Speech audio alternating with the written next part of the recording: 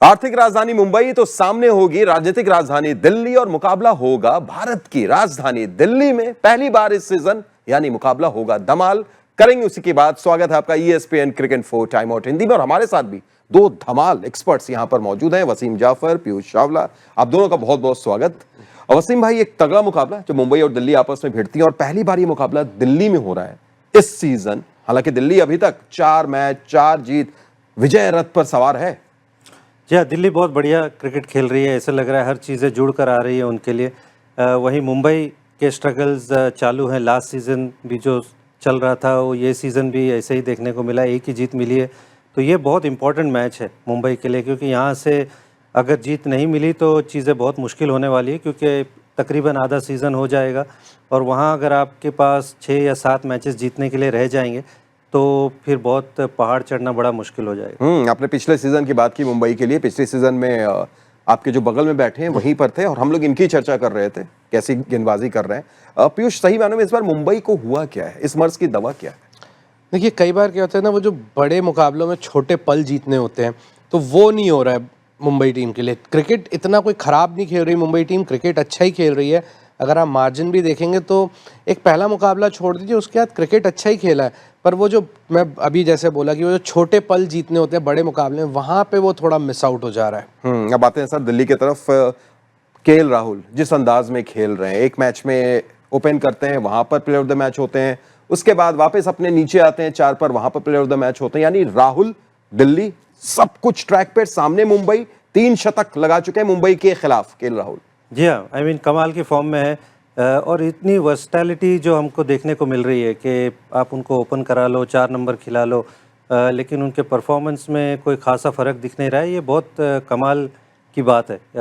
और उनके जैसा प्लेयर और ऐसा कोई प्लेयर आपकी टीम में हो जिसको आप कहीं भी फिट कर सकते हो, प्लस विकेट कीपिंग करते हैं, तो कमाल की मेरे हिसाब से ये पिक रही है दिल्ली की।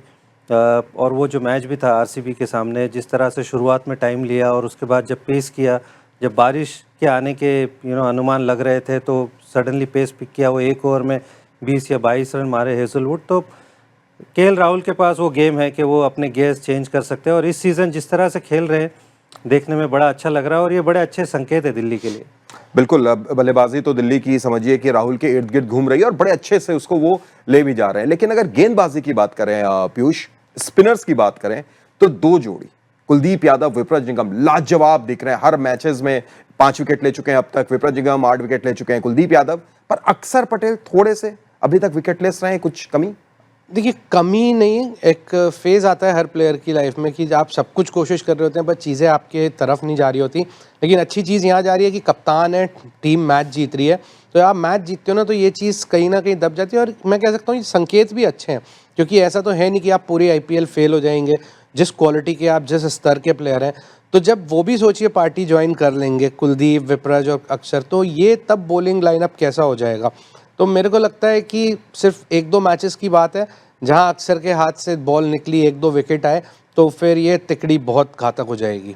बिल्कुल। और जब सामने मुंबई रहेगी तो वसीम भाई, अब तक जैसा शुरू में पीयूष ने भी बोला कि करीब पहुंचकर हारे हैं, 2-2 मैच पिछला 12-12 रन से हारे हैं, पर उनकी समस्या कहीं ना कहीं थोड़ी सी बल्लेबाजी में आप देखते हैं, खासतौर से नंबर 3 कई खिलाड़ियों को उन्होंने इस्तेमाल किया। क्या तिलक वर्मा नंबर 3 के लिए परफेक्ट है?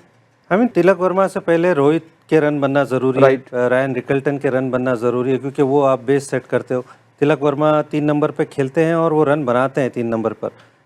तो तिलक वर्मा को 3 नंबर पे प्रमोट करना बुरा नहीं होगा, लेकिन आप अगर विल जैक्स को खिलाते हो तो फिर उनको कहाँ यूज़ करोगे, ये भी एक समस्या है।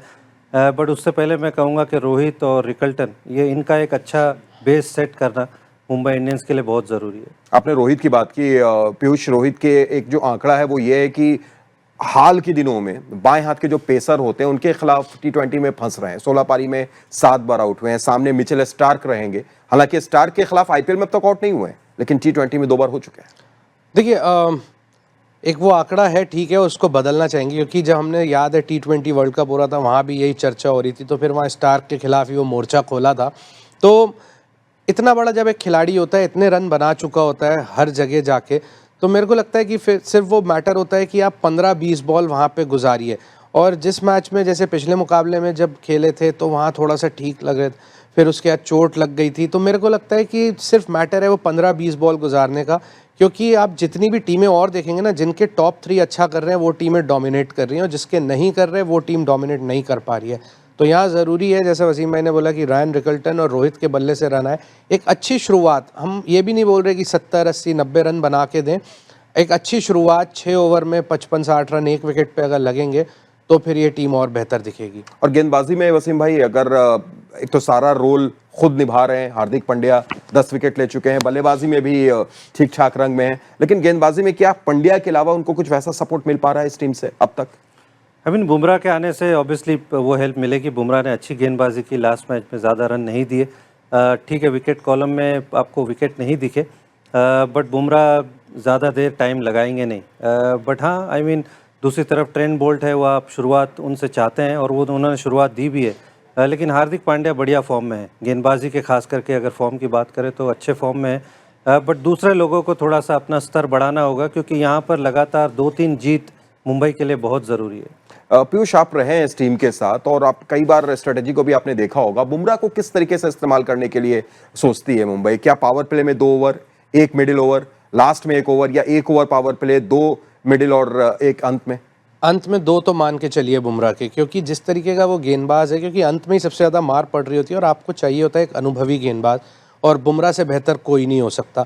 मिडिल में अगर आप 1 ओवर सोच के चलें और फिर पावर प्ले में 1 ओवर, और पावर प्ले में भी निर्भर करता है टीम ने किस तरीके से, दूसरी जो सामने वाली टीम है कैसी शुरुआत करी है। अगर 2-3 विकेट गिर गए तो आप बुमराह को थोड़ा सा डिले कर सकते हैं, और कप्तान के तौर पे या आप चाह रहे हैं कि 3 विकेट गिरे, 1 और विकेट के लिए बुमराह की तरफ जाएं, 2 विकेट अंत में मान के चलिए, और बाकी के 2 ओवर अंत में मान के चलिए, और 2 ओवर टीम को उस समय क्या ज़रूरत है उस हिसाब से वहाँ पे इस्तेमाल होता है। लेकिन यहाँ पे बुमराह तो वापस आए हैं, लेकिन बहुत ज़रूरी है नई बॉल से विकेट चटकाना, जिसके लिए ट्रेंट बोल्ट जाने जाते हैं और वो अपना काम कर भी रहे हैं, लेकिन दूसरी तरफ से उन्हें भी साथ नहीं मिल रहा है। चाहे हम दीपक चाहर की बात करें, हर मुकाबले में बहुत महंगे साबित हो रहे हैं, और आप फिर अगर इतने महंगे साबित होंगे तो फिर ट्रेंट बोल्ट के लिए भी चीज़ें अलग हो जाएंगी, क्योंकि पहले ट्रेंट बोल्ट इतने घातक नज़र आते थे क्योंकि बुमराह साथ में डालते थे, दबाव डालते थे, और उधर से फिर बोल्ट पे जब दूसरी टीम प्रहार करने का सोचती थी वहाँ विकेट मिलते थे।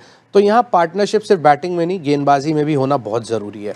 बिल्कुल, और जो फैंस होंगे, कुछ देर पहले जो आपके जबान से निकला था 2 विकेट, वो तो खुश हो गए होंगे कि 2 विकेट चाहिए भाई, अगर बुमराह से मिल जाती है तो बहुत बढ़िया। प्रेडिक्शन अंत में वसीम भाई, लेकिन जीत हार का नहीं, एक बड़ा मैच है, जीत हार पर हम नहीं छोड़ेंगे।